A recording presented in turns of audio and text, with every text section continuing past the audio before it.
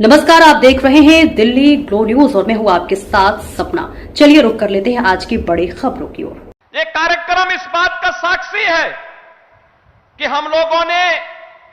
आदरणीय प्रधानमंत्री जी के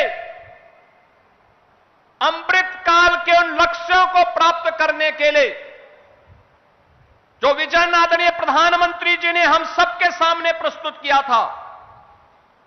उसे प्राप्त करने के लिए इस कार्यक्रम को जीवन के प्रत्येक क्षेत्र में बिना भेदभाव के शासन की योजना का लाभ या शासन में हिस्सेदारी का लाभ बिना भेदभाव के हर नागरिक को प्राप्त हो, हर नौजवान को प्राप्त हो, हर गांव, गरीब, किसान, नौजवान, महिलाएं, इन सबको प्राप्त हो, उसका हिस्सा बनाने का एक कार्यक्रम है। यह केवल एक प्रशासनिक आयोजन नहीं, यह कार्यक्रम उत्तर प्रदेश सरकार के अंदर आदरणीय प्रधानमंत्री और आदरणीय गृह मंत्री जी के उस विजन को प्रभावी ढंग से लागू करने का कार्यक्रम है, जो हमारी सामाजिक प्रतिबद्धता, सुशासन की सिद्धि और सुरक्षा के संकल्प का यह एक जीवंत उदाहरण बन रहा है। हम सब इस बात को जानते हैं, उत्तर प्रदेश देश के अंदर आबादी की दृष्टि से सबसे बड़ा राज्य है।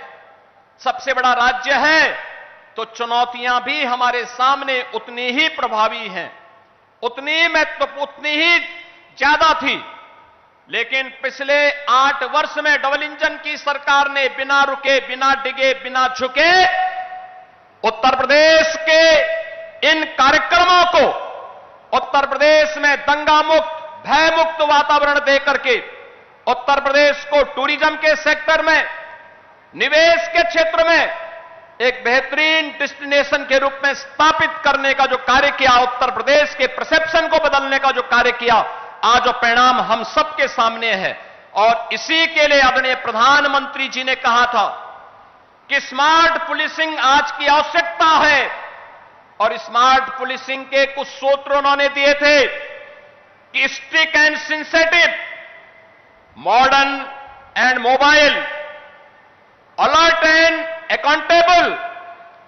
Reliable and responsive, techno savvy and trained police बल आज की आवश्यकता है।